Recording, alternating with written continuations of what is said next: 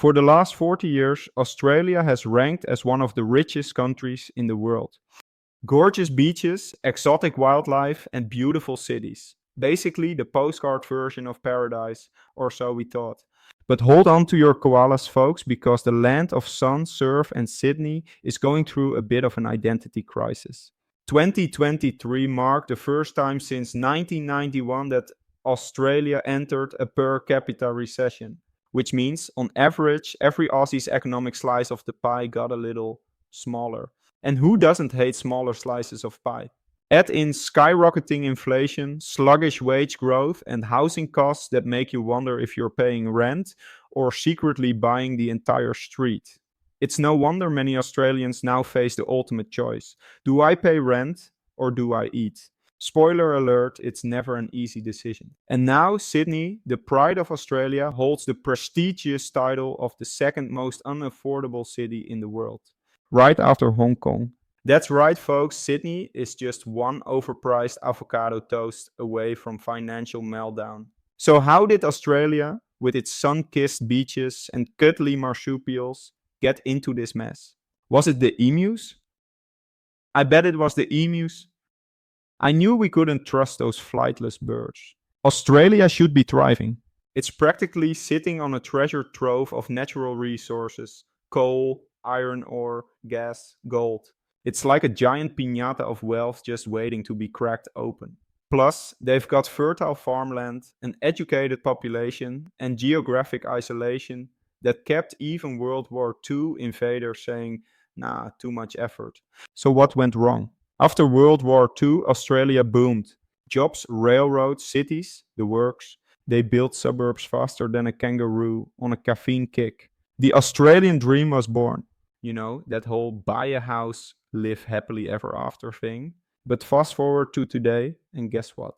The dreams become a bit nightmarish. Today, owning a home in Australia is like trying to find a platypus in a pet shop. Rare, difficult, and probably overpriced.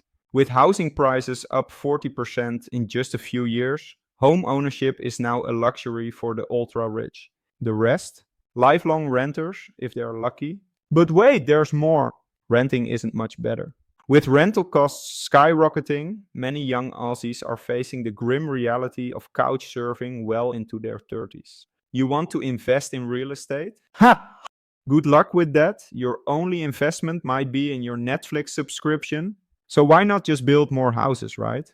You've got the space. Well, that's where Australia's love affair with suburban sprawl gets in the way. Cities like Melbourne are sprawling, bigger than Mexico City, but with a fraction of the population.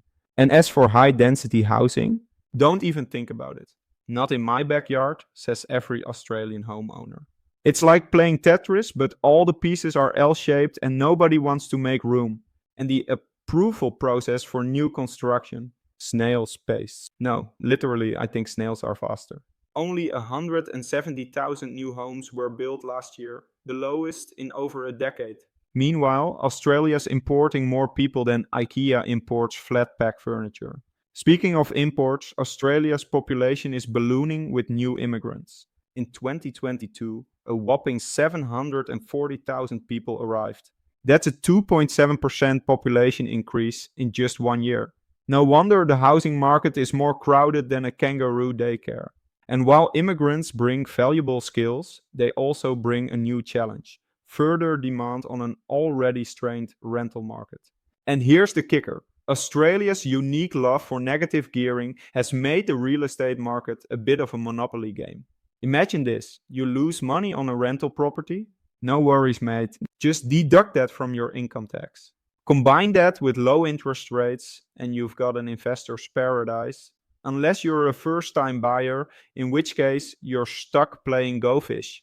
Yet, despite all this chaos, there's an underlying Aussie cultural trait at play, an aversion to complaining. So, what's next for Australia? Will they pull through, or will the great Australian dream go the way of the Tasmanian tiger, extinct?